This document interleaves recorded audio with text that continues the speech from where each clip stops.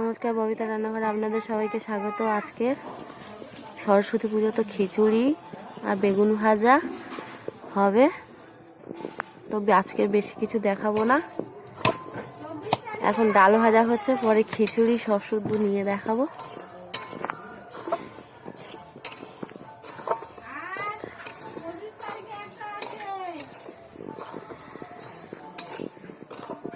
বন্ধুরা, এই আমাদের খিচুড়ি, তখন খিচুড়ির ভিডিওটা দেখাতে পারিনি। এই আমাদের খিচুড়ি হয়েছে, তো এর সাথে ভাজাও হয়েছে, দেখে নিন।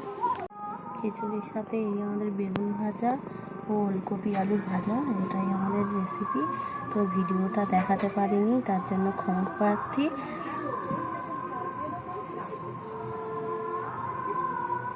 তো বন্ধুরা, আজকের আমার ঘরে নিয়ে এসেছি থালায় করে নিয়ে, তো দেখে নিন পুরো কত সুন্দর হয়েছে। তো আমি এখন খাচ্ছি, খুব টেস্টি হয়েছে খিচুড়িটা। তো বন্ধুরা, গোটা ষষ্ঠী হবে, তো গোটা গোটা বেগুন, বিনস ও সিম টিম সব দেওয়া হয়েছে, গোটা গোটা বাঁধাকপি, এদিকেও পালং শাকের গোড়া ও সব রকম দেওয়া আছে।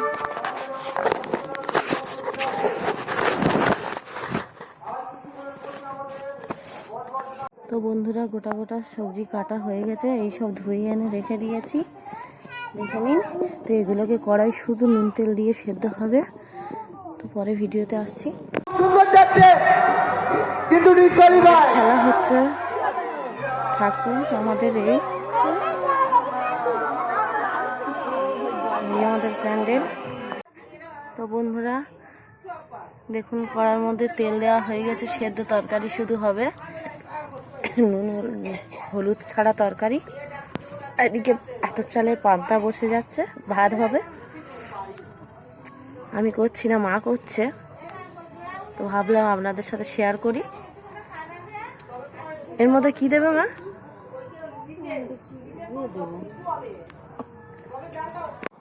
এটা শুধু সেদ্ধ তরকারি হচ্ছে বন্ধুরা, শুধু সেদ্ধ, শুধু নুন দিয়েই হবে।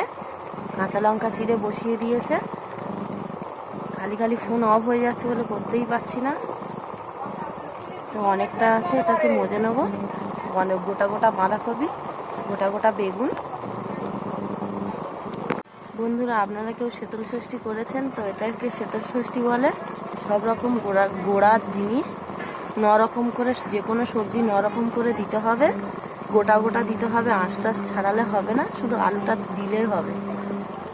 এই যে পালং শাকের ডাঁটা, বেগুন, মিষ্টি আলু, গোল আলু, বাঁধাকপি, শিম, মটরশুঁটি, 9টা অথচ কাঁচা লঙ্কা, শুধু সেদ্ধ হবে, কিন্তু এই তরকারিটা খেতে ভালো লাগবে। গোটা বাঁধাকপি আর আতপ চালের পান্তা, এটা আমাদের কালকের খাবার। দেখুন সব গোটা গোটা বন্ধুরা। তারপরে বিনস, সেটাও গোটা, এই সব আছে, গোটা শিম, গোটা বেগুন।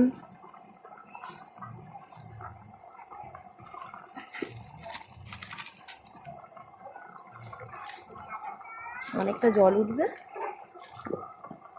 এই জলটা মাপতে মাপতে। আর মেন জিনিস যেটা হচ্ছে সজনে গাছের ফুল, মেন জিনিস তো এটা, এই সজনে গাছের ফুল। এটা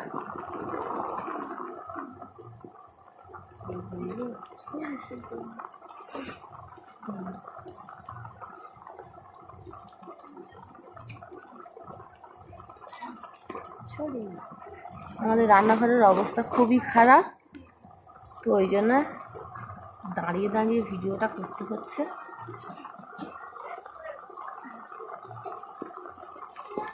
এটা হতে থাক, ঢেকে দিলে তো হয়। যত পালং শাকের মোটা মোটা ডাঁটাগুলো হবে, নিলে ভালো হয়, তবে খেতে টেস্টি লাগবে। সব রকমের এই চচ্চড়িটা প্রত্যেক ঘরে ঘরে হয় না, যারা করে। এটা সকালবেলার খাবার, এটা হতে থাক, পরে ভিডিও নিয়ে আসছে।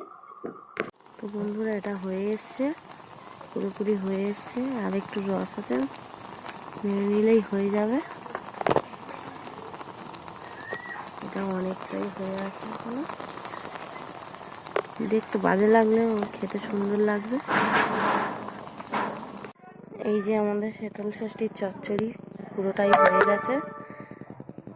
এর মধ্যে পান্তা আছে আর এই পায়েস।